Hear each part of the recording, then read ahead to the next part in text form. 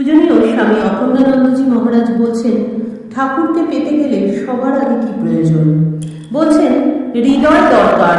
হৃদয় না থাকলে, চোখ বুজে বসে থাকলে কিছুই হবে না। এ যুগে যদি তাই হতো, তাহলে আমরা আর এমন কর্ম আরম্ভ করতাম না।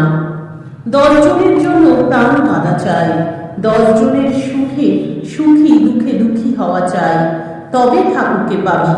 যদি কারো হৃদয় আছে দেখতেন, তাহলে স্বামীজি তার 1000 দোষ ক্ষমা করতেন।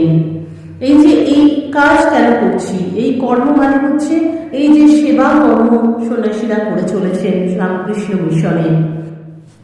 পূজনীয় স্বামী প্রেমেশানন্দজি মহারাজ বলছেন, যতক্ষণ জেগে থাকবে কেবলই শ্রী রামকৃষ্ণকে উদ্দেশ্য করে বলবে, ঠাকুর আমার জ্ঞান চক্ষু খুলে দাও, আমি জগতের সর্বত্র তোমায়, আমার অন্তরে বাহিরে যেন শুধু তোমাকেই দেখি।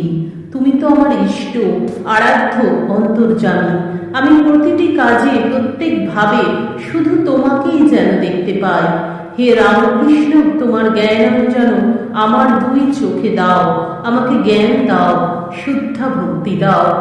অর্থাৎ ঠাকুর শ্রী রামকৃষ্ণের ভাবে সর্বদা দেখতে হবে যে শিব জ্ঞানে জীবসেবা। আমি যাদেরকেই করবো, যাই করি না কেন, সেই শিব জ্ঞানে জীবসেবা করতে হবে এবং সকলের মধ্যে প্রতিটি সর্বভূতে ঈশ্বর দর্শন করতে হবে। ঠাকুর যে কথা বলেছেন যে ঠাকুরই আমার ইষ্ট এবং যাকে আমি যা করছি, যেখানে যা হচ্ছে সবই সর্বত্র ঈশ্বর, তিনি সব হয়েছেন। এইভাবে ভাবতে হবে এবং